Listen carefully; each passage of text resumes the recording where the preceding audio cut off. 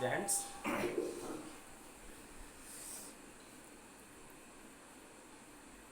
हम लोगों को आज वेक्टर के बारे में कुछ पढ़ते हैं। फिजिक्स, चलो वेक्टर के बारे में हम लोग पढ़ते हैं।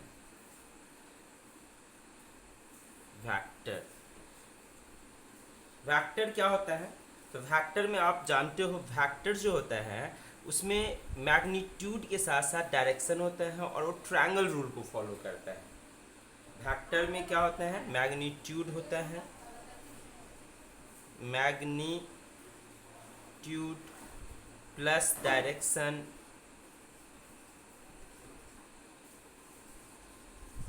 and it follow vector rule and it follow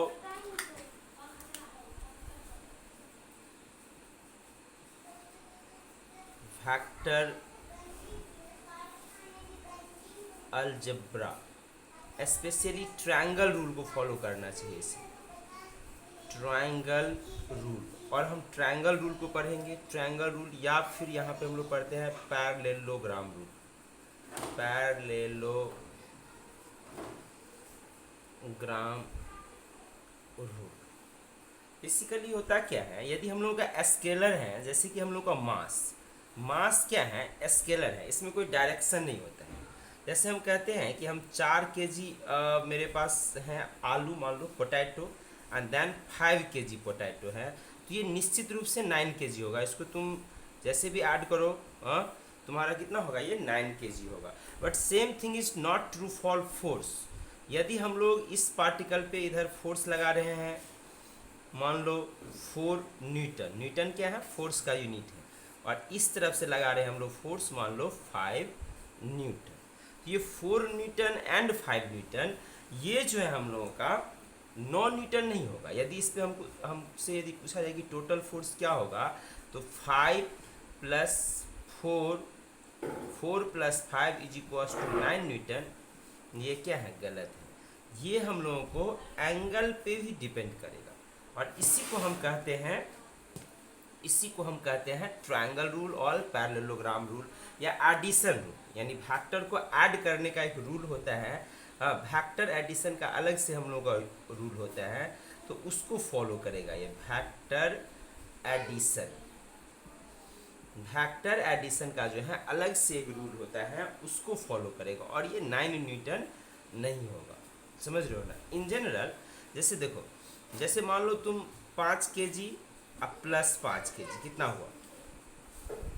5 kg plus 5 kg always 10 kg होगा। लेकिन देखो यहाँ कुछ सिंपल केस हम लेते हैं। मान लो कि ये एक ब्लॉक है, इसको हम 5 न्यूटन आगे की तरफ फोर्स लगा ले और जस्ट 5 न्यूटन पीछे की ओर। मतलब जैसे मेरा ये डस्टर है, तो डस्टर पे हम 5 न्यूटन क्या किया? आगे, और 5 न्यूटन क्या हो गया? पीछे। अब देखो ये डस्टर कहीं नहीं जा रहा है, कहीं नहीं जा रहा है, मतलब ना आगे ना पीछे। तो हम कह सकते हैं कि इस पे नेट फोर्स 0 होगा। नेट फोर्स क्या कह सकते हैं हम लोग? 0 होगा। यानी यहाँ पे एफ नेट का यदि बात होगा, तो एफ नेट कितना हो जाएगा? 0। समझ रहे हो? हाँ, 5 न्यूटन हम पीछे भी फोर्स लगा दिए, तो ये हो गया 0। जबकि हम एक ही डायरेक्शन में लगाए फोर्स, जैसे ये डस्टर है, ये दोनों 5, तो अब इस पे नेट फोर्स हो जाएगा 10 न्यूटन। कितना हो जाएगा? यदि ये डस्टर है और एक ही डायरेक्शन में इसमें हम फोर्स लगाए, दोनों फोर्स 5 न्यूटन प्लस 5 न्यूटन, तो ये कितना हो जाएगा? एफ इज इक्वल्स हो जाएगा अभी 10 न्यूटन। तो हम ये देख रहे हैं कि जो वेक्टर है, जैसे फोर्स मेरा वेक्टर क्वांटिटी है, तो इसका जो एडिशन है या रिजल्टेंट है, वो एंगल पे डिपेंड करेगा। इस एंगल पे, तो इस एंगल पे कैसे डिपेंड करेगा, इसको समझने के लिए हम लोग triangle rule and parallelogram rule पढ़ेंगे। समझ रहे हो? देखो,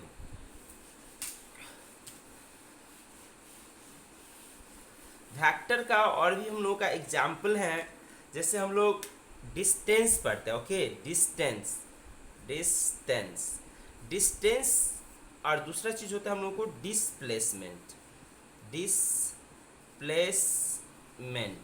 तो देखो, ये जो डिस्टेंस है, ये हम लोगों का स्केलर क्वांटिटी है, और ये जो डिस्प्लेसमेंट है, ये हम लोगों का कैसा क्वांटिटी है? वेक्टर क्वांटिटी है। वेक्टर, दोनों में क्या फर्क है? देखो ये मान लो कि तुम्हारा क्लासरूम है, ओके? और ये क्लासरूम है। और ये तुम्हारा क्या है, मान लो घर है, यहाँ पे तुम्हारा क्या है, अपना घर है। तुमको क्लासरूम से घर जाना है।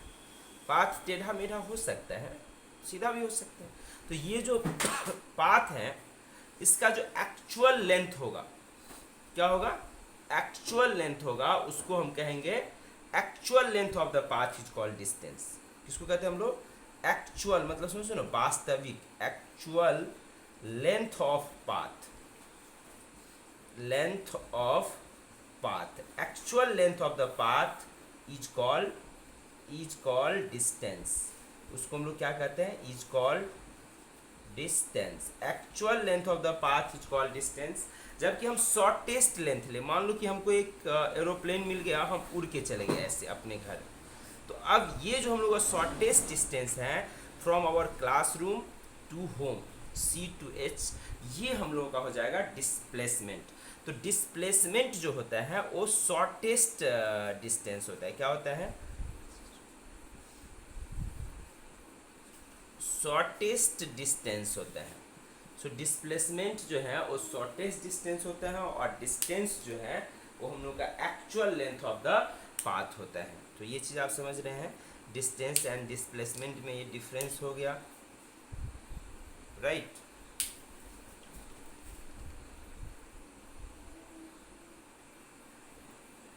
देखिए शॉर्टेस्ट डिस्टेंस कैसे होता है, मान लीजिए कि आपको ऐसे और ऐसे चल रहे हैं हम लोग, ये मान लीजिए 3 किलोमीटर आप टर्न लिए, 90 डिग्री पे टर्न ले लिए, राइट, 90 डिग्री, अब फिर आप चले 4 किलोमीटर, राइट।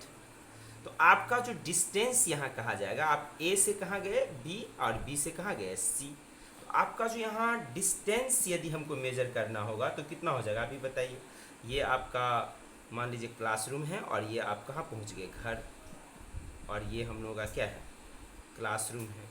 हाँ, तो अभी कितना कितना दूरी ट्रैवल किया, 3 4 7, 3 + 4 = 7 किलोमीटर। इसमें आप जनरल अलजेब्रा यूज किए, क्या यूज किए, जनरल अलजेब्रा।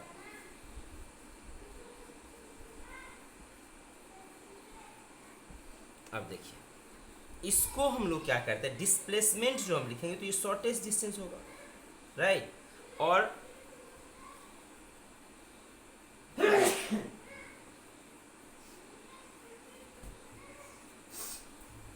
यहाँ पे हम लोग जो है ज्योमेट्री यूज करेंगे या वेक्टर अलजेब्रा यूज करेंगे, ज्योमेट्री। अब देखिए, हम यहाँ से एक नया टर्म्स लाया, वेक्टर एडिशन जो है एक तरह का ज्योमेट्रिकल रिजल्ट होता है। ज्योमेट्रिकल क्या, मान लो यहाँ पे डिस्प्लेसमेंट सबसे पहले क्या होगा, third side of the triangle होगा। अब third side of the triangle determine करने का तुम्हारे पास जो भी फॉर्मूला है उससे तुम ये कैलकुलेट कर सकते हो, तीसरा साइड निकाल सकते हो। जो भी तुम्हारे पास फिजिबल फार्मूला है उससे आप थर्ड साइड निकाल सकते हो। तो ये चूंकि राइट एंगल ट्रायंगल है, तो थर्ड साइड के लिए, थर्ड साइड जो मेरा AC है, इसके लिए हम डायरेक्ट पाइथागोरस थ्योरम लगा सकते हैं, और ये हो जाएगा 3 का स्क्वायर प्लस कितना हो जाएगा, 4 का square, and this will be equals to 5 kilometre. तो देखो यहाँ स्केलर, ये जो डिस्टेंस है ये है स्केलर, और ये जो डिस्प्लेसमेंट है ये हम लोगों का है वेक्टर क्वांटिटी। ये AC जो है अभी इस जर्नी के लिए हम लोगों का डिस्प्लेसमेंट हो गया। देखो डिस्प्लेसमेंट एक वेक्टर क्वांटिटी है, डिस्प्लेसमेंट क्या है, वेक्टर, और डिस्टेंस क्या है, स्केलर। तो वेक्टर को जोड़ने के लिए जो हम अलजेब्रा यूज करेंगे उसको हम कहते हैं वेक्टर अलजेब्रा। और देखो वेक्टर अलजेब्रा में एडिशन जो है बेसिकली एक ज्योमेट्री है। वेक्टर अलजेब्रा को हम सिंप्लीफाइड वर्जन में कहते हैं is equals to geometry. Vector algebra is equals to geometry. So vector addition जो है इज इक्वल्स टू ज्योमेट्री। यहाँ आप क्या ज्योमेट्री लगाए हो, यहाँ आप पाइथागोरस थ्योरम लगाए हो, पाइथागोरस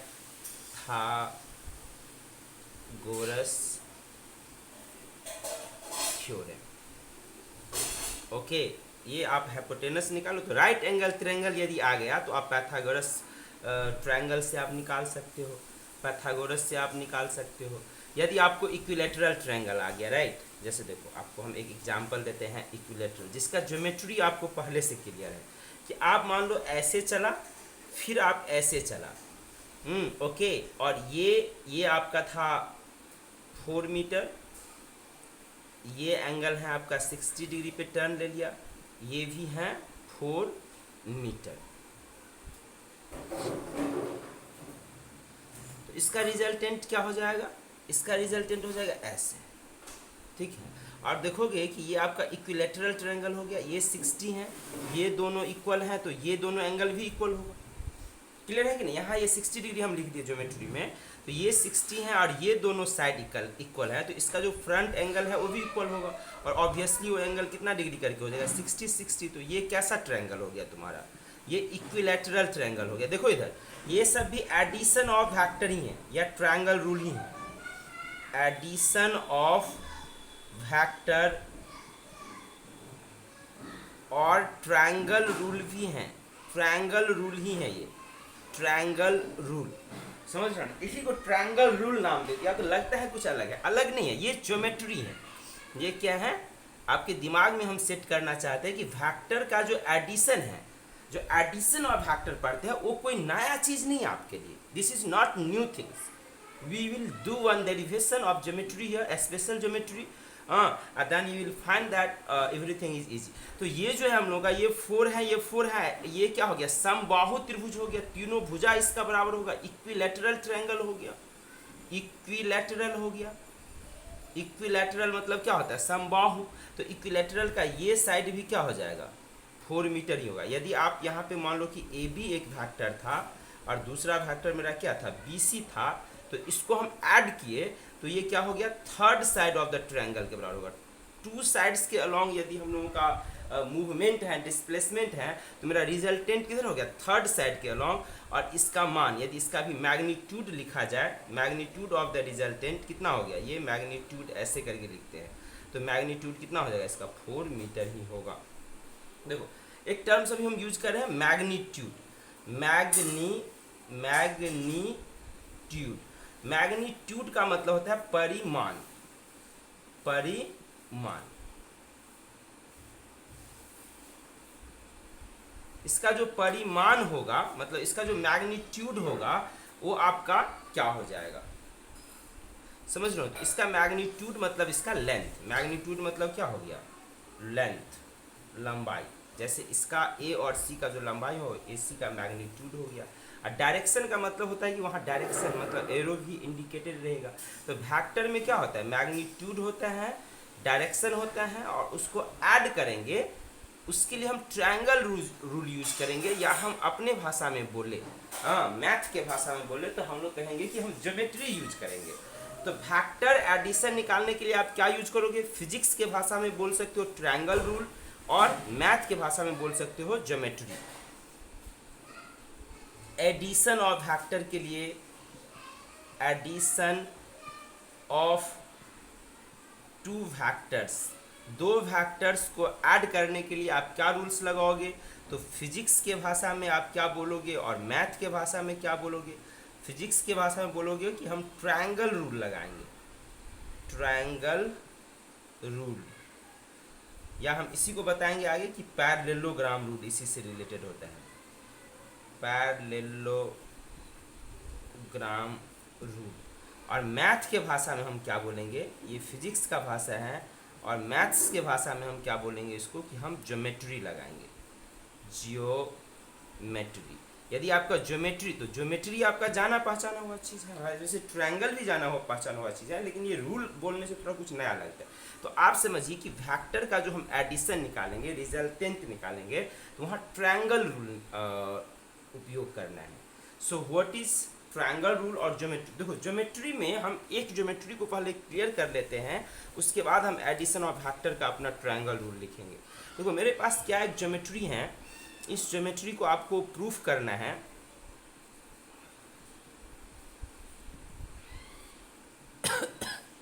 मान लो कि ये मेरा एक ट्रायंगल है, इसमें ये साइड ए है, ये साइड बी है, और ये साइड क्या है, सी है, और ये एंगल क्या है, ये एंगल क्या है, थीटा है। मान लो ये थीटा भी एक्सटर्नल एंगल है, मेरा बाह्य कोण है, थीटा भी कैसा एंगल है, एक्सटर्नल एंगल है, एक्सटर्नल एंगल है। तो यहाँ पे एक ज्योमेट्री आपको हमको प्रूफ करके देना है। हाँ, प्रूफ दैट, ये ज्योमेट्री आपको प्रूफ करना है कि C square will be equals to, C square will be equals to A square plus B square plus 2ab cos theta. क्या ज्योमेट्री आपको प्रूफ करना है? C square will be equals to A square plus B square plus 2ab cos. यानी triangle में दो side और दिया हो तो तीसरे साइड में क्या रिलेशन होगा, तो ये डिटरमिन करेगा थीटा एंगल पे। इस ज्योमेट्री को आपको प्रूफ करना है, प्रूव इट। तो आपको क्या करना है? Proof it. ओके, तो आप कैसे प्रूफ करोगे? तो हम क्या करते हैं, कंस्ट्रक्शन के तौर पे सी से एक परपेंडिकुलर ड्रॉ कर लेते हैं। सी से ए बी पे एक परपेंडिकुलर ड्रॉ कर लिए, इसको हम कह दिए मान लो सी एन। इसको हम क्या कह दिए? सी एन जो है परपेंडिकुलर है। तो अब तुम देखो कि मेरा क्या हो जाएगा, यहाँ आप क्या किए हो, C N is perpendicular on A B. Actual में सी एन जो है extended part of A B पे परपेंडिकुलर है। इस तरह से आप देख सकते हो। Now triangle A N C is a right angle triangle. So इस ज्योमेट्री को हम किस में कन्वर्ट कर दिए? राइट एंगल ट्रायंगल में कन्वर्ट कर दिए। अब यहाँ पे आप देख सकते हो कि ए सी स्क्वायर हो गया हाइपोटेनस, तो A C square will be equals to what? A N square plus कितना? B C square. और ए एन को हम लिख सकते हैं कितना? ए सी तो हो गया सी स्क्वायर। ए एन को हम क्या लिख सकते हैं? ए एन को हम लिख सकते हैं ए बी, ए से बी और बी से एन। ए एन अब प्लस कितना हो गया? बी एन का होल स्क्वायर, अब प्लस कितना हो गया? बी सी नहीं होगा, यहाँ पे क्या हो जाएगा हम लोगों को? N C. A N plus N C, चूँकि इस ट्रायंगल में हम बात कर रहे हैं, तो ए एन प्लस एन सी का होल स्क्वायर। देखो यहाँ पे एन सी, बी एन और एन सी का मान हमको बी के टर्म में क्या करना है? निकालना है। कैसे निकालोगे? तो यहाँ पे हम साइड से एक हम लोग फिर से हम ज्योमेट्री यूज करते हैं। In triangle B N C, in triangle B N C, तुम ही बताओ कि कॉस थीटा बराबर कितना हो जाएगा? कॉस थीटा बराबर हो जाएगा B N by B, and sine theta बराबर कितना हो जाएगा? साइन थीटा बराबर क्या हो जाएगा? N C by B. Sine theta बराबर हो जाएगा N C by B. Therefore यहाँ पे हम कह सकते हैं कि बी एन बराबर हम लिख सकते हैं B cos theta, and N C बराबर हम लिख सकते हैं कितना? B sine theta. ध्यान दो, हाँ, बी एन बराबर आप क्या लिख सकते हो? बी एन बराबर क्या लिख सकते हैं हम लोग? बी कॉस थीटा, और N C is equals to क्या लिख सकते हैं? बी साइन थीटा लिख सकते हैं कि नहीं? यहाँ कॉस थीटा साइन थीटा तो हम लोग जानते हैं। तो अब देखो इस रिजल्ट को हम यहाँ फिर से लिखते हैं, प्लेस करते हैं कि C square is equals to हम क्या लिख सकते हैं? ए बी को क्या लिख सकते हो भाई? ए बी तो हो गया ए, और बी एन बराबर हम लोग क्या प्रूफ किया? देखो बी एन बराबर हो गया, बी एन बराबर हो गया बी कॉस थीटा, और ये हो गया हम लोगों का बी साइन थीटा। तो ये हो गया बी कॉस थीटा का हो गया होल स्क्वायर, अब plus N C is equals to क्या हो गया? बी साइन थीटा का क्या हो गया? Whole square. इसको सिंप्लीफाई कर लेते हैं, कितना हो गया? ए स्क्वायर जोड़ 2ab कॉस थीटा जोड़ B square cos square theta plus B square sine square क्या हो गया? थीटा।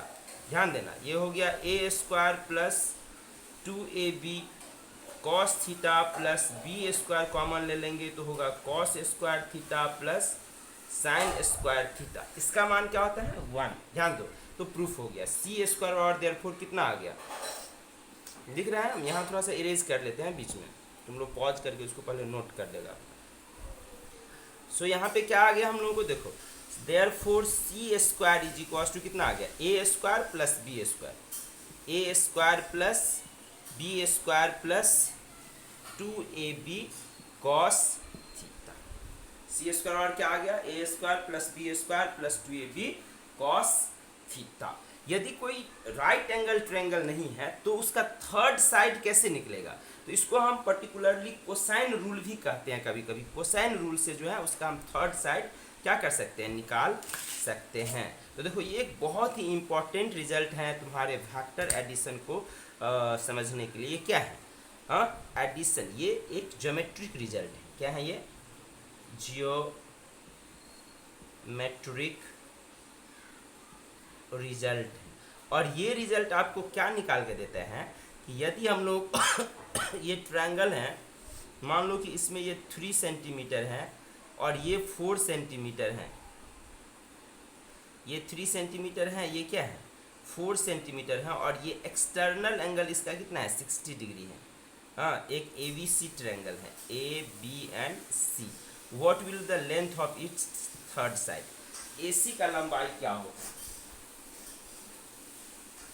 यदि आप यहाँ 5 लिखते हो तो तुम्हारा आंसर बिल्कुल गलत है, क्योंकि ये राइट एंगल ट्रायंगल नहीं है। ये जो रिजल्ट है इसको गौर फरमाओ, क्या है ये, सी स्क्वायर बराबर, इसको यदि हटा दो तो ये तुम्हारा है ए स्क्वायर जो बी स्क्वायर जो ट्री, बहुत पॉपुलर चीज़ है तुम्हारे लिए, ए प्लस बी का होल स्क्वायर होता है। तो ये जो सी यानी तीसरे भुजा का जो लंबाई है, length of the third side, वो हम कैसे निकाल सकते हैं। यदि राइट एंगल ट्रायंगल नहीं है तो A square plus B square plus 2ab cos theta. New formula है तुम्हारे लिए, बट उसको जो है मतलब लिखोगे 1-2 बार तो इजीली याद हो जाएगा। और हम देखो इसी पे आधारित है वेक्टर एडिशन। इस फार्मूला का समझने का मतलब हुआ कि वेक्टर एडिशन को हम समझ चुके हैं। तो ये क्या हो जाएगा, हम लोगों को AC जो हम निकालेंगे तो AC का लंबाई क्या हो जाएगा, AC मतलब इसको यदि हम A कह दिए, ये मेरा B हो गया तो ये हो गया C, तो C इज इक्वल टू क्या लिखेंगे, C स्क्वायर और क्या हो जाता है A square plus B square plus 2ab cos theta. So C बराबर क्या हो जाएगा, मान लो इधर स्क्वायर है तो इधर क्या हो जाएगा, अंडर रूट ए स्क्वायर लिया तो कितना हो गया 3 का स्क्वायर, बी स्क्वायर कितना हो गया 4 का स्क्वायर, 2 गुने 3 गुने 4, और ये हो जाएगा cos 60 डिग्री। शायद पता हो कि cos 60 डिग्री का मान 1/2 होता है, तो ये हो जाएगा 16 9 25 12 कितना हो जाएगा 37, यानी C का मान देयरफॉर कितना आ गया 37, 5 नहीं आएगा, C का मान कितना आ गया तुम्हारा अंडर रूट 37। और किस फार्मूला से आया, तो ये हो गया हम लोग को थर्ड साइड ऑफ ट्रायंगल। इसको कभी कभी हम लोग कोसाइन रूल से कंपेयर कर सकते हैं, किस रूल से, कोसाइन रूल। और यही जो फार्मूला है ये मेरा जो है मास्टरपीस फार्मूला है, किसके लिए, एडिशन ऑफ वेक्टर को समझने के लिए। लेकिन देखो एडिशन ऑफ वेक्टर क्या होता है, तो ये ज्योमेट्री पहले क्लियर है, पाइथागोरस थ्योरम का तो ज्योमेट्री पहले से क्लियर है। यदि पाइथागोरस थ्योरम हमको यूज करना पड़े ज्योमेट्रिक रिजल्ट थर्ड साइड निकालने के लिए, देखो यहाँ पे मेरा टारगेट क्या है, थर्ड साइड का लेंथ निकालना। और थर्ड साइड मतलब 2 भुजा दिया हुआ है, तो तीसरा भुजा निकालने के लिए यदि राइट एंगल ट्रायंगल मेरे पास है यानी ए बी एंड सी, तो इसमें कोई भी 2 भुजा पता है तो तीसरा भुजा का लेंथ हम ऐसे ही निकाल लेंगे। सी स्क्वायर इज इक्वल टू कितना हो जाएगा, तुम ही बताओ, A square plus B square. यदि ए बी पता है तो सी निकल जाएगा। मान लो कि हमको ए निकालना हो तो A square is equal to कितना हो जाएगा C square minus B square. B निकालना हो तो बी स्क्वायर बराबर कितना होता है C square minus A square. ये तो है राइट एंगल ट्रायंगल का स्टोरी है। और राइट एंगल ट्रायंगल को हमको बढ़िया से तो समझते ही हैं। यदि कहीं एडिशन ऑफ वेक्टर में राइट एंगल आ गया तो राइट एंगल का ज्योमेट्री हम इस तरह से यूज कर लेंगे, इसमें और विशेष किसी फॉर्मूला को यूज करने का जरूरत नहीं पड़ेगा। इक्विलैटरल ट्रायंगल आ गया तो वहाँ भी हम length of the third side हम क्या कर सकते हैं, निकाल सकते हैं। लेकिन यदि कोई ऐसा ट्रायंगल आ गया जिसमें कि हम लोगों को ये राइट एंगल नहीं है, ये अभी क्या है, राइट एंगल नहीं है, और इसमें हमको ज़रूरत पड़ गया कि आप तीसरे भुजा का लंबाई निकालो, क्योंकि ज्योमेट्री है। यदि आप ए से चल के बी पे जाओगे, देखो इधर डिस्प्लेसमेंट, क्या डिस्प्लेसमेंट, तो डिस्प्लेसमेंट क्या होता है, तो वही तो होता है। देखो ए से चल के बी गया और बी से चल के कहाँ गया सी। ए से चल के बी गया तो तुम्हारा लंबाई ए है, बी से चल के सी गया तुम्हारा लंबाई मान लो बी है, और ये लंबाई क्या है सी है। तो यहाँ पे अब सी का मान क्या, सी बराबर क्या यहाँ पे सी स्क्वायर और ए स्क्वायर प्लस बी स्क्वायर होगा? नहीं होगा। राइट एंगल ट्रायंगल में हो जाता था, लेकिन यहाँ पे नहीं होगा क्योंकि ये राइट एंगल ट्रायंगल नहीं है। तो यहाँ पे क्या होगा कि ये एंगल थीटा हमको पता रहेगा। ओके, ये एंगल थीटा, एक्सटर्नल एंगल यहाँ पे थीटा पता रहेगा। यदि एक्सटर्नल एंगल नहीं है तो आपको कैलकुलेट कर लेना होगा। तब यहाँ पे एक एक्स्ट्रा टर्म आ गया 2ab cos थीटा, और ये हो गया आपका थर्ड साइड निकल गया। Finding third side of a triangle, इसको हम ऐसे भी कह सकते हैं, finding third side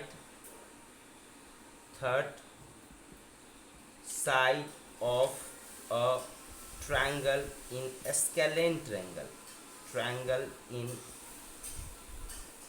scalene triangle। जैसे कि यहाँ पे एक आपको हम क्वेश्चन दे सकते हैं homework,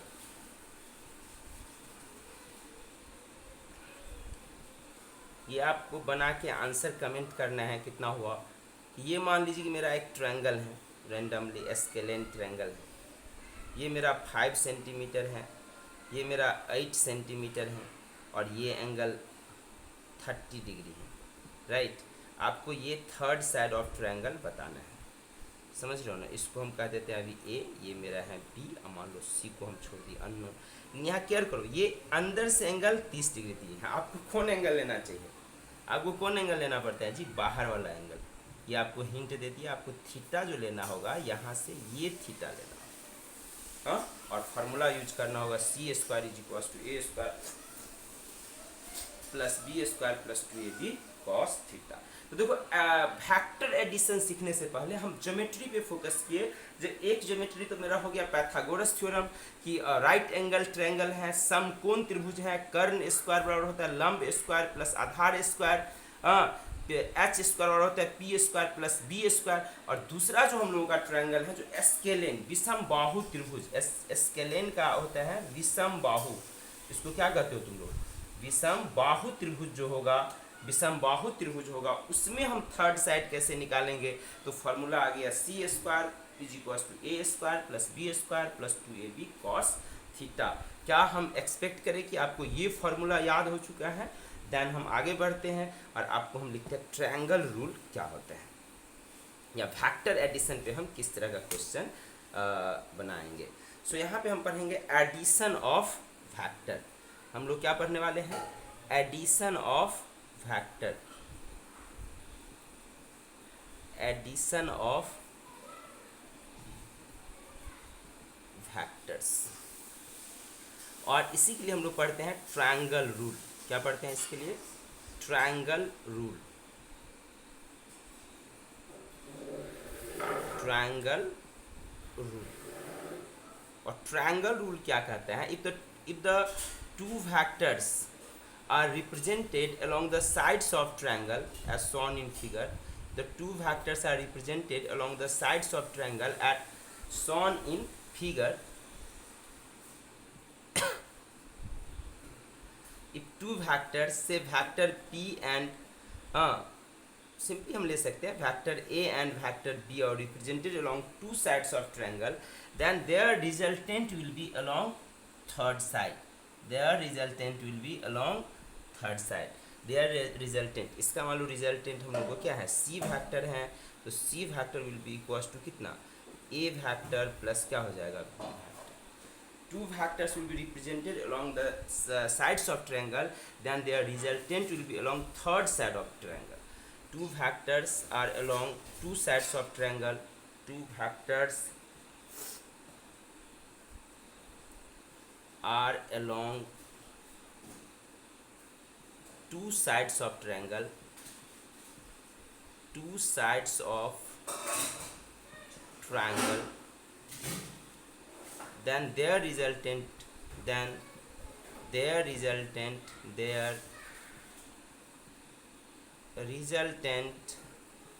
will be along third side, will be along third side of third sides of triangle.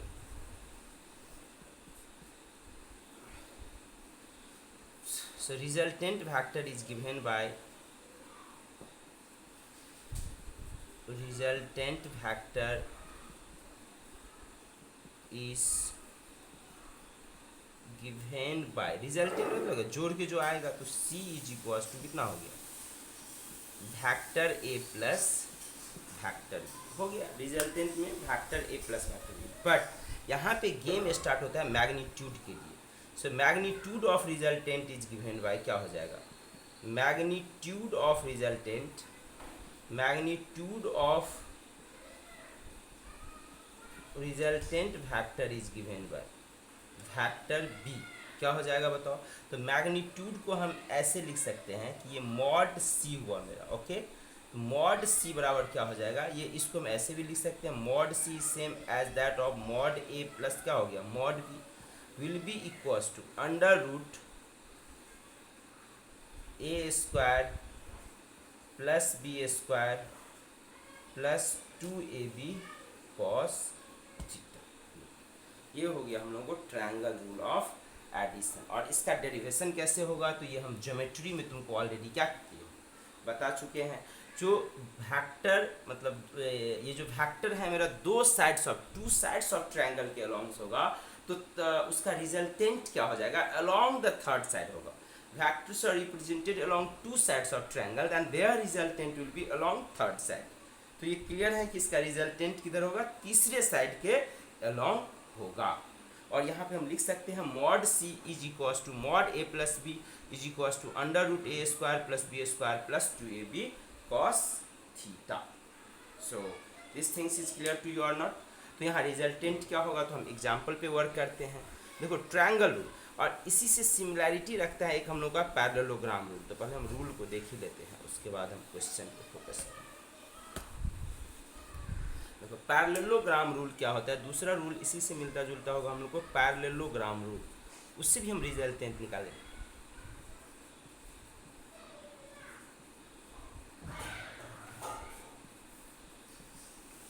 Parallelogram rule में क्या होता है कि मान लो कि यहाँ पे हम क्या किए, एक पॉइंट्स को पार्टिकल्स को रख दिए और इसको हम इधर से एक फोर्स लगाएं, और इस पर क्या किया, यहाँ पे एक मान लो बॉल रख लिया, इसमें धागा लगा दिए हो, एक धागा इधर से पास होता है एक इधर से, राइट।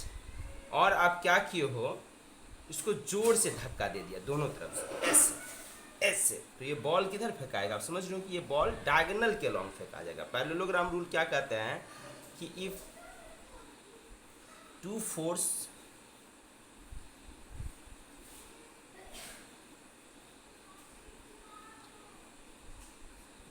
ये क्या हो गया हम लोगों को, diagonal, if two force will act along two sides of, two adjacent side of the parallelogram, ये क्या हो गया एडजेसेंट साइड ऑफ पैरेललोग्राम। इसको हम कभी कभी पी वेक्टर भी कह सकते हैं, इसको हम कह देते हैं कि ये मेरा क्यू वेक्टर है, तो इसका ये रिजल्टेंट क्या हो गया R. So vectors will be along two sides of triangle. If two vectors will be along two sides of triangle, if two vectors will be along two sides of triangle, then their resultant will be along third side, their resultant will be along third side of triangle,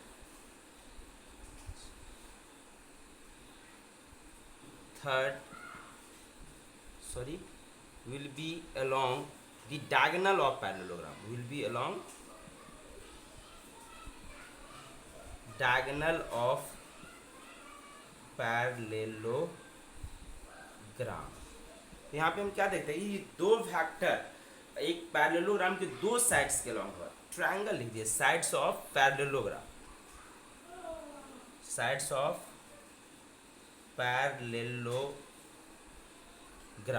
If two vectors will act along two sides of parallelogram, then their resultant will be along diagonal of parallelogram। और यहाँ resultant का formula होगा, here resultant is equals to क्या हो जाएगा, here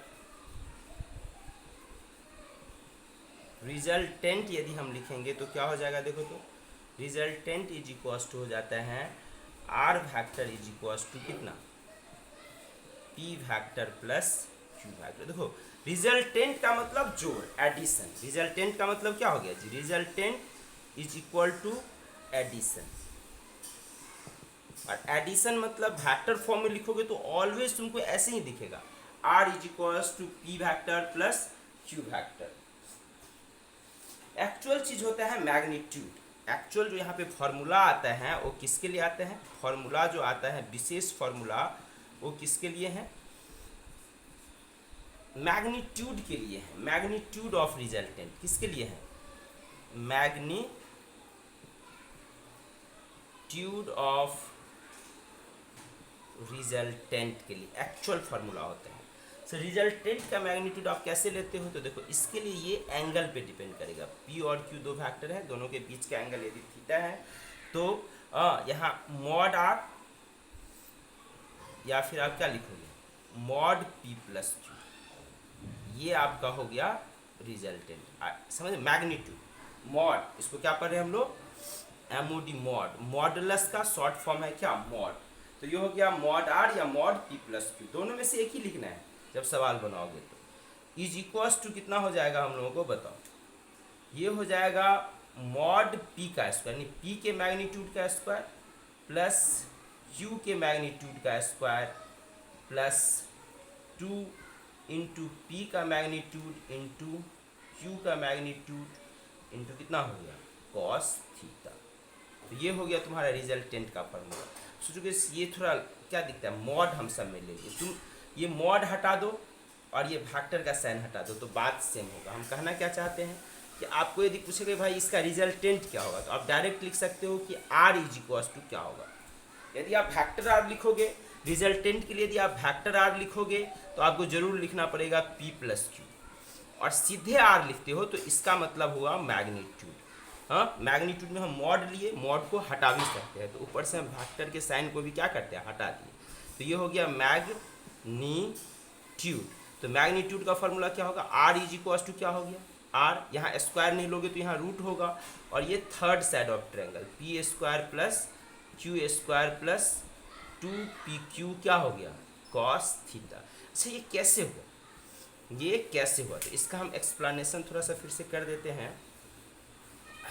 देखो यदि ये हम लोगों का p है, ओके, तो इधर वाला ये p होगा और ये q है तो इधर वाला ये q होगा। तो अब देखो यहाँ से ये तो एक ट्रायंगल ही तो बन गया।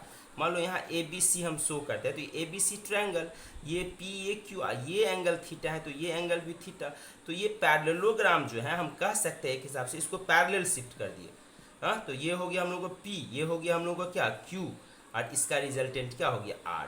तो parallelogram rule and triangle rule ये दोनों सेम है। पैरेललोग्राम का हाफ यदि हम देखें, half of parallelogram is equal to triangle, half of parallelogram equals to क्या हो गया ट्रायंगल। तो यहाँ पैरेललोग्राम रूल और ट्रायंगल रूल का डायरेक्ट रिलेशन है। और ये ट्रायंगल रूल भी जो है, पैरेललोग्राम रूल भी जो है एक ज्योमेट्री है, ये हम पैरेललोग्राम के डायगोनल का लेंथ कैसे निकालेंगे। कहने का मतलब एक सिंपल ज्योमेट्री आपसे हम पूछ ले, कोई फैक्टर नहीं है ये, ओके। जस्ट ये मान लो हम लोग एक समानांतर चतुर्भुज है, पैरेललोग्राम है, जिसमें ये 4 सेंटीमीटर है, ये 6 सेंटीमीटर है, और ये एंगल कितना है 60 डिग्री है। तो बताओ कि यहाँ से जो ये डायगोनल हम बनाए हैं, इस डायगोनल का लंबाई क्या होगा। ये हम लोगों का ए बी सी और डी है, तो ए बी और ए डी का लेंथ है। आपको हम ए सी का लंबाई यदि पूछे कि ए सी का लेंथ क्या है, तो ये आपका एच डब्ल्यू है। और ये आपका वेक्टर नहीं, अभी हम पूछे क्या पीछे है ज्योमेट्री, ये क्या है हम लोगों का जियोमेट्री। अब ज्योमेट्री वाला स्टोरी क्या है, यदि आप नहीं समझे तो आप फिर से हमसे क्वेश्चन कीजिए कि आप सर वेक्टर पढ़ा रहे हैं कि ज्योमेट्री। आपको हम बोलेंगे कि हम वेक्टर भी पढ़ा रहे हैं और ज्योमेट्री भी पढ़ा रहे हैं। आपको ज्योमेट्री ज्यामिति पहले समझ में आ जाना चाहिए, ट्रायंगल का और पैरेललोग्राम का। एक ट्रायंगल में हम तीसरी भुजा की लंबाई कैसे निकालेंगे, और एक पैरेललोग्राम समानांतर चतुर्भुज के अंदर डायगोनल का लंबाई, विकर्ण का लंबाई हम किस फॉर्मूला से निकालेंगे, और आपके पास ये फार्मूला होगा विकर्ण का लंबाई या डायगोनल का लंबाई निकालने के लिए। Are you understanding that? Okay, let's continue. देखिए, तो रिजल्टेंट के लिए ट्रायंगल रूल यूज करते हैं, और ट्रायंगल रूल में हम लोगों को ये होता है कि रिजल्टेंट जो है along the third side of triangle होता है, अलोंग द थर्ड साइड, और फैक्टर को जो है हम उसके दो साइड्स में रखते हैं, अदर दो साइड्स में। अच्छा, यहाँ पे एक चीज़ आपको समझ लेना चाहिए कि एंगल बिटवीन फैक्टर क्या होता है। ओके, इसमें बच्चे कंफ्यूज होते हैं कभी कभी। Angle between factors, angle between factors क्या होता है? यदि आपको फैक्टर को रिप्रेजेंट करते हैं लाइन सेगमेंट विद एरो, ये हो गया लाइन सेगमेंट और ये हो गया एरो, तो फैक्टर को रिप्रेजेंट कैसे करते हैं? लाइन सेगमेंट के ऊपर एरो दे करके। तो यदि एरो का जो हम लोग का टर्मिनल पॉइंट है, इसको हम टर्मिनल क्या कहते हैं? Terminal,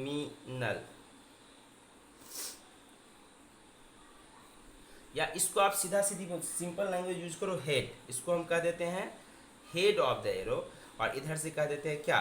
tell of the arrow, tail, tail, head and tail, यानी ये इसका एच है और ये इस वेक्टर का क्या है? टेल है। तो इस वेक्टर का हेड किधर होगा? इधर, और टेल इधर। तो हमको कहा जाता है कि दो वेक्टर का यदि हेड एक साथ है, क्या है? या तो दोनों का हेड एक साथ है या दोनों का टेल एक साथ है, तब उसके बीच जो एक्यूट एंगल बनता है उसको हम लोग क्या कहते हैं? एंगल बिटवीन, स्मॉलर एंगल जो बनता है उसको हम बोलते हैं एंगल बिटवीन वेक्टर। यदि दो वेक्टर का हेड एक साथ है या टेल एक साथ है, तब उसके बीच जो एंगल बन रहा हो उसको हम कहते हैं एंगल बिटवीन वेक्टर्स। तो ये देखना है, जैसे आपको देखो ये एंगल बिटवीन वेक्टर हुआ, लेकिन ऐसे केस में एक वेक्टर ये है तो इसका ये हेड है और इसका ये टेल है, और दूसरा वेक्टर हम यहाँ से इनिशिएट करते हैं। ओके, तो इसका तो ये हो जाएगा टेल और इसका हो जाएगा ये हेड, तो यहाँ टेल हेड हो गया, मतलब न टेल का मैचिंग है न हेड का मैचिंग है, और यहाँ पे ये जो है एंगल बिटवीन वेक्टर नहीं होगा। This is naught angle between vector. यहाँ एंगल बिटवीन वेक्टर क्या होगा? तो यहाँ आप किसी एक वेक्टर को आगे बढ़ा लीजिए, जैसे ये टेल यहाँ है तो इसको हम इसी डायरेक्शन में, दिशा यही रखते हैं और वेक्टर को खींच के आगे ले जाते हैं। So this will be this vector. Now इसका टेल खींच के कहाँ ला लिए? यहाँ, और हेड कहाँ चला गया? यहाँ।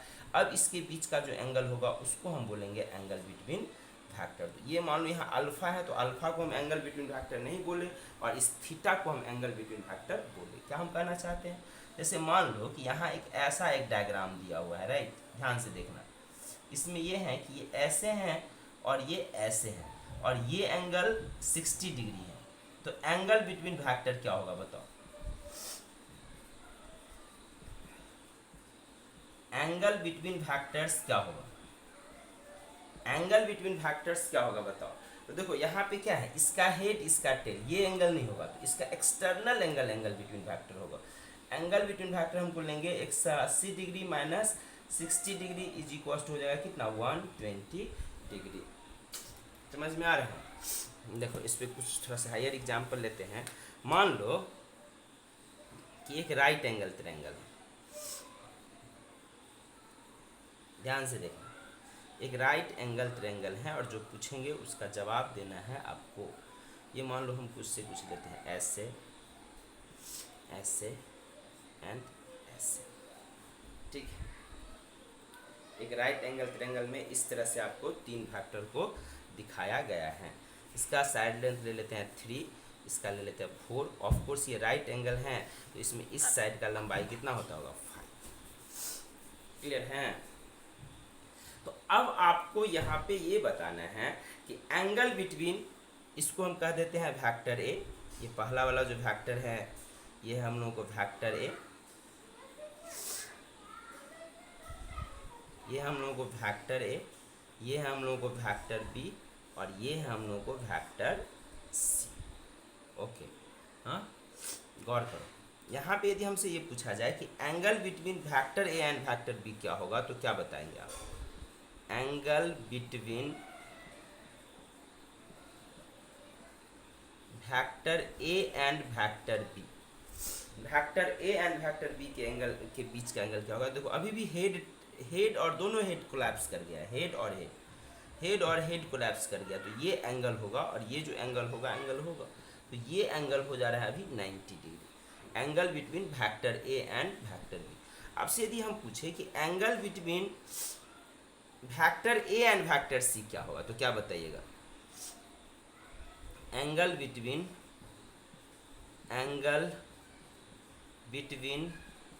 Vector A and vector C क्या होगा? क्या ये एंगल होगा एंगल बिटवीन वेक्टर की? नहीं होगा, नहीं होगा। देखो ये हेड है और ये टेल है, तो अब हेड टेल हो गया तो ये एंगल बिटवीन वेक्टर नहीं होगा। किधर होगा एंगल बिटवीन वेक्टर? इधर। यदि यहाँ पे ये एंगल थीटा होगा, समझ रहे हो ना, या ये एंगल यदि अभी अल्फा होगा तो ये एंगल बिटवीन वेक्टर नहीं होगा। एंगल बिटवीन वेक्टर कौन हो जाएगा? ये थीटा, जो कि हो जाएगा 180 डिग्री माइनस क्या हो जाएगा? अल्फा। समझ रहे हो?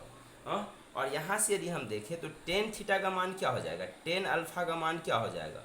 सो एंगल बिटवीन वेक्टर कौन हुआ? अल्फा की थीटा माइनस अल्फा, थीटा हो गया। एंगल बिटवीन वेक्टर हो गया थीटा, और थीटा हो गया 180 डिग्री माइनस क्या हो गया? अल्फा।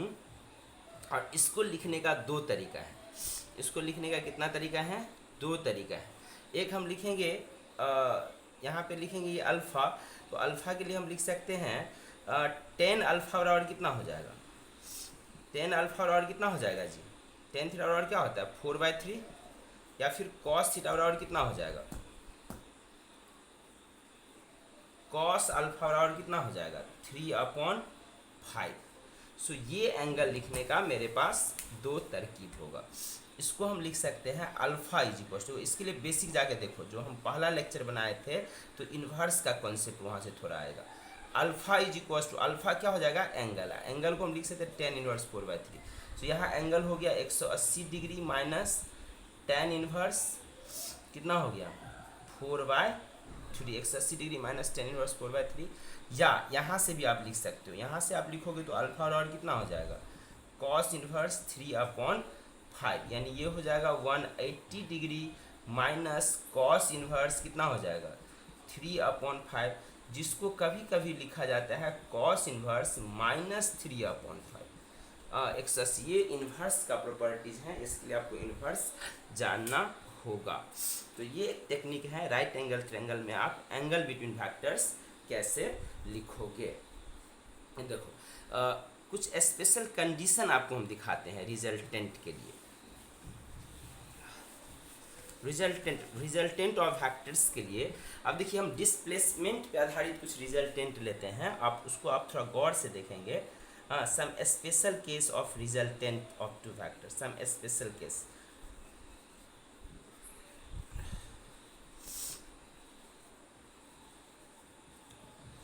सम स्पेशल केस, मान लो कि मेरा वेक्टर जो है, ध्यान देना, एक तो हम लोग का सबसे पहले जनरल केस हम लेते हैं। यदि हम लोग का ये मान लो कि पी वेक्टर है और हम लोग यहाँ से चल के यहाँ गए, फिर यहाँ से चल के यहाँ गए, तो ये मेरा क्यू वेक्टर है, तो इसका रिजल्टेंट क्या हो जाएगा इधर? इसका रिजल्टेंट क्या हो जाएगा इधर? आर वेक्टर होगा। अब देखो ये चूंकि राइट एंगल ट्रायंगल नहीं है, तो इसमें जो रिजल्टेंट है वो किस पे डिपेंड करेगा? वो एंगल पे डिपेंड करेगा। और यहाँ एंगल बिटवीन वेक्टर बाहर है, क्योंकि यहाँ हेड और यहाँ टेल आ गया, तो एक्सटर्नल एंगल लेना है। हेड टेल आ जाते हैं तो इसको एक्सटेंड करते हैं, और बाहर वाला एंगल बिटवीन वेक्टर होता है। और यहाँ रिजल्टेंट का मैग्नीट्यूड जो आप लेते हो, मैग्नीट्यूड ऑफ रिजल्टेंट पे ही अभी ज़्यादा बात करेंगे हम। मैग्नीट्यूड ऑफ रिजल्टेंट्स, तो यहाँ आर इज इक्वल टू हो जाएगा, क्या हो जाएगा? R is equal to root तो होगा, और ये हो जाएगा P square plus Q square plus 2pq क्या? Cos theta. तो ये हो गया जब राइट एंगल नहीं है। लेकिन यहीं पे यदि हम लोग को रिजल्टेंट के लिए यदि राइट एंगल ट्रायंगल बना दिया जाए और हम इस तरह से फैक्टर को रिप्रेजेंट करते हैं कि हम मूव किए यहाँ, फिर मूव किए हम यहाँ, ओके, तो मेरा जो रिजल्टेंट है वो डायरेक्ट इधर आ गया, along the third side of triangle आ गया। ध्यान देना, तो यहाँ पे रिजल्टेंट जो हो गया, यहाँ यदि पी क्यू का रिजल्टेंट यदि आर वेक्टर है, हाँ, आर कैसे है? हम ए से बी गए, ये मेरा क्लासरूम है और ये मेरा क्या है? होम है। हाँ, क्लासरूम से घर गए तो पी से क्यू, क्यू से आर, ये हो गया डिस्टेंस, और डिस्प्लेसमेंट डायरेक्ट हो गया हाँ, तो यहाँ पे यदि हम लेंगे तो आर वेक्टर फॉर्म में लिखो तो ऑलवेज होगा P vector plus Q vector, जबकि यहाँ मैग्नीट्यूड लिखा जाए आर इज इक्वल टू, तो कितना हो जाएगा बताओ। आर क्या है, अभी डायगोनल है, अलोंग द डायगोनल, तो ये हो गया आर इज इक्वल टू हो जाएगा हम लोगों को पी स्क्वायर, क्या हो गया ये पी स्क्वायर प्लस कितना हो गया क्यू स्क्वायर। और ये 2pq कॉस थीटा कहाँ चला गया, तुम कह सकते हो यहाँ थीटा कितना डिग्री है 90 डिग्री है, और कॉस 90 का मान क्या होता है 0। देखो यहाँ एक स्पेशल केस आएगा, ध्यान देना कि हम ऐसे मूव किए अपने घर जाने के लिए, क्लासरूम से हम जर्नी पे हैं, क्लासरूम से ये हम मार्केट चले गए, मार्केट, जबकि मेरा घर इधर था, लेकिन हम पहले मार्केट हुआ है, अब मार्केट से दूसरा वाला रास्ता से हम घर के ओर चल दिए। ये देखो ध्यान देना इस केस को, यहाँ क्लासरूम से मार्केट गए, अब मार्केट से फिर कहाँ आ गए घर, तो डिस्टेंस जो है वो किधर से किधर होगा, देखो ये होगा प्लस ये मेरा अभी क्या है होम है, H फॉर होम घर और C फॉर क्लासरूम। ओके, हाँ यहाँ पे हम कहते हैं कि ये मेरा P वेक्टर है, ये Q वेक्टर है, और ये तो रिजल्टेंट डिस्प्लेसमेंट यदि हम बोले तो अभी मेरा कहाँ हो जाएगा, घर से ये डायरेक्ट लोगे तो ये R, रिजल्टेंट अभी भी यदि तुम लोगे तो R इज इक्वल्स टू, ये एक केस स्पेशल है, ध्यान देना very very special. So R is equals to यहाँ पे हो जाएगा P vector plus Q, resultant का मतलब होता है फैक्टर, एडिशन का मतलब होता है जोड़, लेकिन मैग्नीट्यूड जब हम लिखेंगे तो तुम देखो ज्योमेट्री जहाँ क्लियर हो, एकदम आईना की तरह क्लियर हो कि ये राइट एंगल ट्रायंगल है, तो ज्योमेट्री पाइथागोरस थ्योरम लगाएंगे हम, इस फार्मूला को यूज करने के लिए नहीं भटकेंगे। ये भी मेरा ज्योमेट्रिक फार्मूला है, और ये तब लगाते हैं जब मेरा राइट एंगल नहीं है, जब ऑलरेडी मेरे पास राइट एंगल है तो इस फार्मूला को लगाना कोई अनिवार्य नहीं है, अनिवार्य नहीं है, ये इसेंशियल नहीं है कि आप यही फार्मूला हमेशा यूज करो। आप जैसे ये केस है तो यहाँ पे भी राइट एंगल है, लेकिन रिजल्टेंट इस केस में रिजल्टेंट डायगोनल के अलॉन्ग है, तो आर बराबर पी स्क्वायर, कर्ण बराबर लंब स्क्वायर प्लस आधार, लेकिन इस केस में रिजल्टेंट किसके अलॉन्ग है, परपेंडिकुलर वाले साइड में आ गया है। तो रिजल्टेंट का मैग्नीट्यूड लेंगे, मैग्नीट्यूड ऑफ रिजल्टेंट यदि यहाँ लेंगे तो क्या हो जाएगा बताओ, मैग्नीट्यूड ऑफ रिजल्टेंट यहाँ पे लोगे तो R is equal to P square plus Q square नहीं होगा, तुम ही बताओ। ये हो गया अभी लंब, तो लंब बराबर कर्ण स्क्वायर माइनस आधार स्क्वायर, तो R इज इक्वल टू क्या हो जाएगा, हाँ P square minus Q square. देखो इसके लिए एक स्पेशल टर्म्स यूज होता है कि here resultant is perpendicular to one of the factor. यहाँ रिजल्टेंट इज क्या है, इस क्वेश्चन में तुमको दिया हुआ रहेगा when resultant is perpendicular to one of the factor, when resultant is perpendicular to, when resultant is perpendicular to one of vector, समझ रहे हो ना।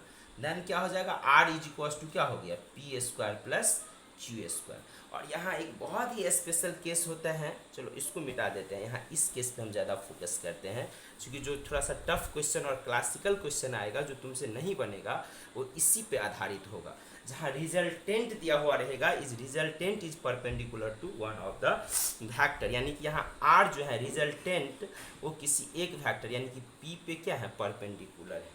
ओके, इस केस में यदि हमको देखा जाए तो एंगल बिटवीन वेक्टर यानी P और Q के बीच का एंगल क्या होगा, ये एंगल नहीं होगा, आपको बाहर वाला एंगल होगा।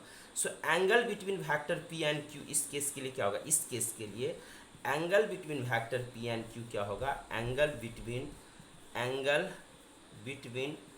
Vector P and vector Q क्या होगा, तो this is given bye 180 degree minus cos inverse. देखो ये है आधार, ये है कर्ण, तो कॉस इनवर्स कितना हो गया P बाय Q, या फिर इसको लिखा जा सकता है cos inverse minus P by Q।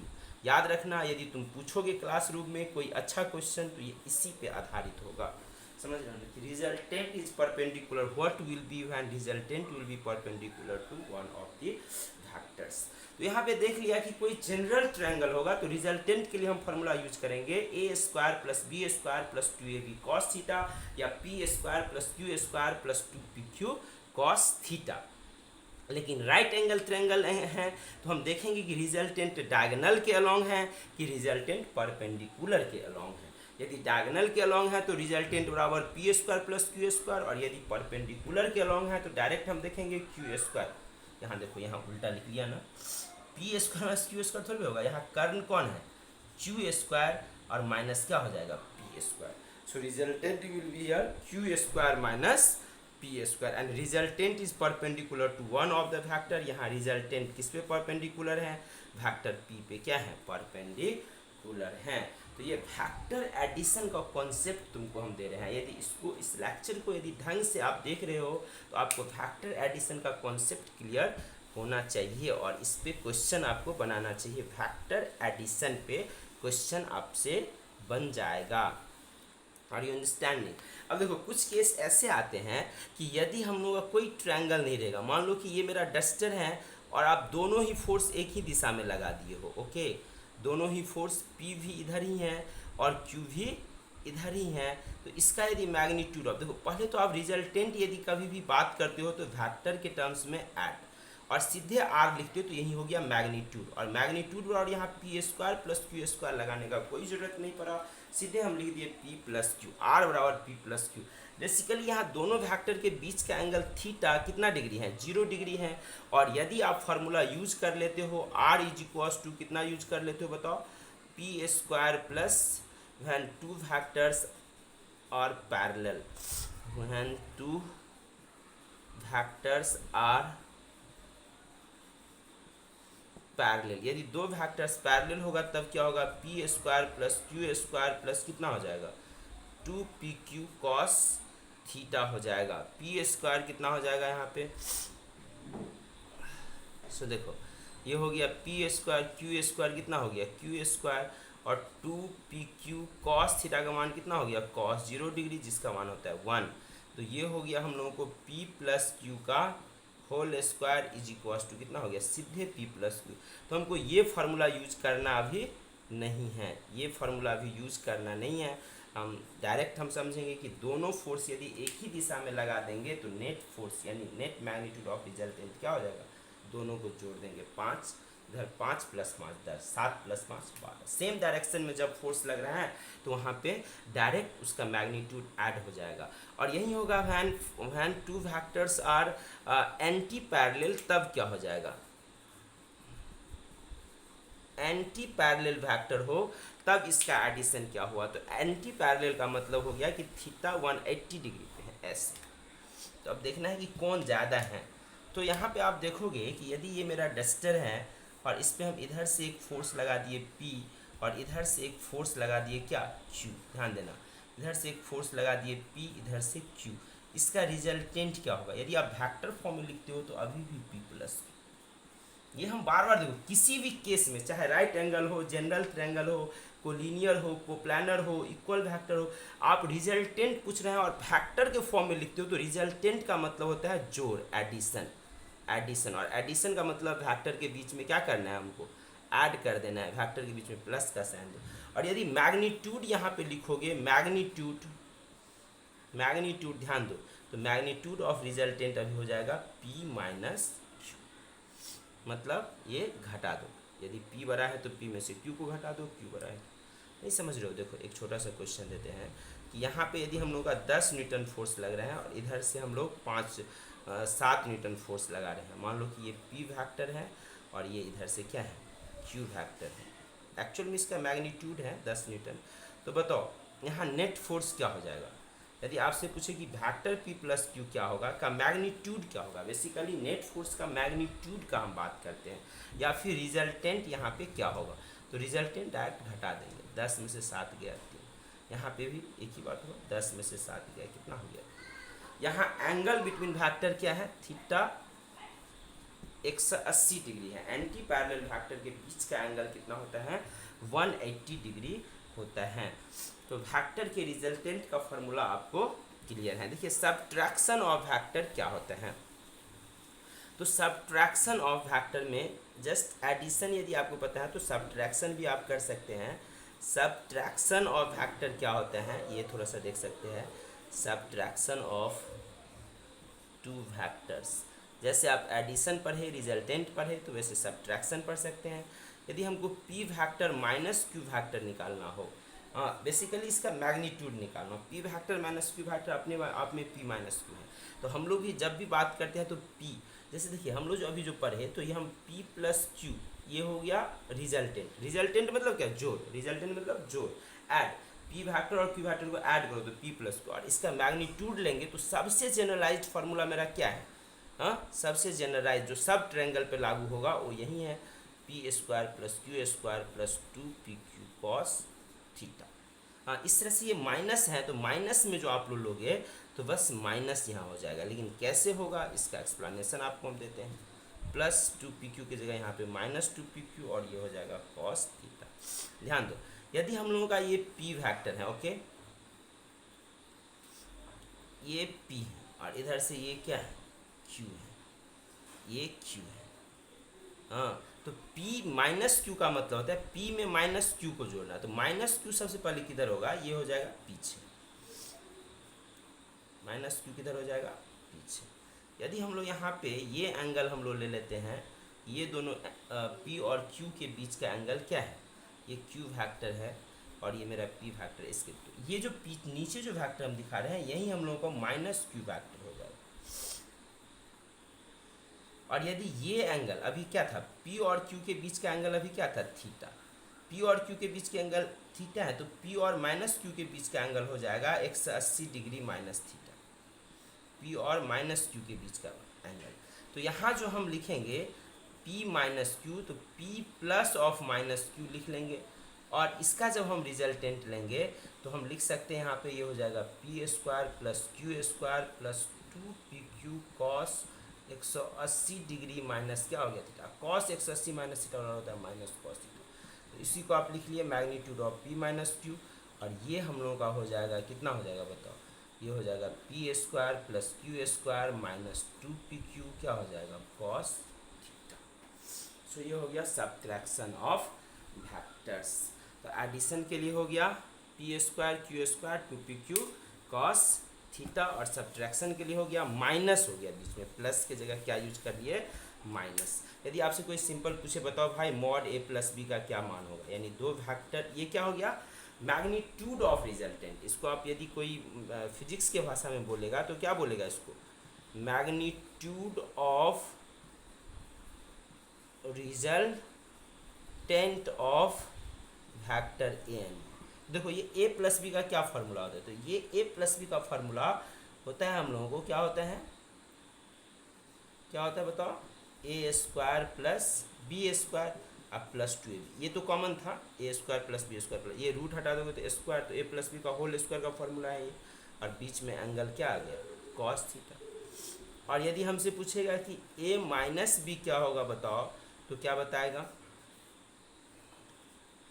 A square plus B square minus 2ab cos theta. तो अभी के लेक्चर में तुम इतना ज़रूर याद कर लिया होगा कि a प्लस बी का मैग्नीट्यूड क्या होगा और a माइनस बी का मैग्नीट्यूड क्या होगा, और फैक्टर को हम कैसे ऐड करेंगे।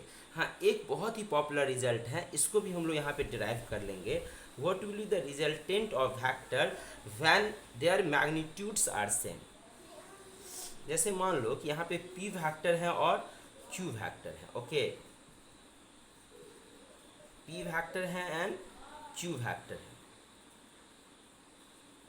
और दोनों का मैग्नीट्यूड सेम है, दोनों का मैग्नीट्यूड क्या है, सेम। मान लो कि ये भी p है और ये भी p है, और इसके बीच का एंगल क्या है, थीटा है। अब बताओ कि रिजल्टेंट का मैग्नीट्यूड क्या होगा। हाँ resultant of two factor having equal magnitude, resultant of two factors having equal magnitude क्या होगा, having equal magnitude। सो ये क्या हो जाएगा, रिजल्टेंट इज इक्वल्स टू हम लिखेंगे तो क्या हो जाएगा यहाँ पे, ये हो जाएगा हम लोग को पी स्क्वायर प्लस 2pq की जगह क्या लिखना है 2pp, और यहाँ पे हो गया कॉस थीटा। सो यहाँ पे ध्यान दो कि ये हो जाएगा पी स्क्वायर 2p स्क्वायर और ये भी हो गया 2p²। कॉमन ले लिए तो 1 प्लस कॉस थीटा आएगा, और 1 प्लस कॉस थीटा ट्रिगोनोमेट्री का बहुत ही पॉपुलर फार्मूला है। और याद रखो ये होता है 1 प्लस पी, और ये हो जाता है 2 कॉस स्क्वायर थीटा बाय 2। तो अब 2 का बाहर आ गया 2, p² का बाहर आ गया p, कॉस स्क्वायर थीटा का cos theta by 2। So resultant of two vector having equal magnitude क्या होता है, 2p cos थीटा बाय 2। ये समझ में आया, 2p cos थीटा बाय 2। ये बहुत ही इंपॉर्टेंट रिजल्ट है, तुम याद रखोगे, ये तुमको हेल्प करेगा बहुत जगह। Resultant of two factors when their magnitudes are equal are 2p cos theta. यदि दो फोर्स हो, दो फोर्स F और F, और इसके बीच का एंगल थीटा हो, तो F net is equal to कितना हो जाएगा बताओ, 2F cos थीटा अपॉन 2। तो आज हम पढ़ें ट्रायंगल रूल।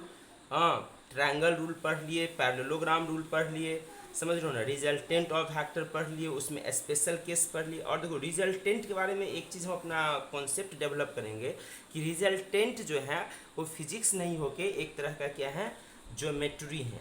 ज्योमेट्री जहाँ पे हम थर्ड साइड ऑफ ट्रायंगल निकालने पे ज़्यादा फोकस करते हैं। तो इस तरह से मेरा सारा क्वेश्चन सॉल्व हो जाता है। देखो इस तरह से वेक्टर एडिशन में एक आता है polygon rule, polygon rule of addition, polygon rule of addition. तो इसका बेसिक अंडरस्टैंडिंग एक है कि यदि तुम कहीं से चलना शुरू किया, मान लो कि तुम ए से बी मूव किया along the side of polygon, B से सी गया, सी से डी गया, डी से ई गया, ई से एफ गया। ओके, इस तरह का तुम्हारा जर्नी है। What will be the resultant, resultant क्या होगा यहाँ, तो रिजल्टेंट यहाँ पे हो जाएगा इनिशियल पॉइंट ए से फाइनल पॉइंट एफ तक, और ये हम लोगों का रिजल्टेंट होगा आर फैक्टर, मतलब ए से एफ ही इसका रिजल्टेंट होगा।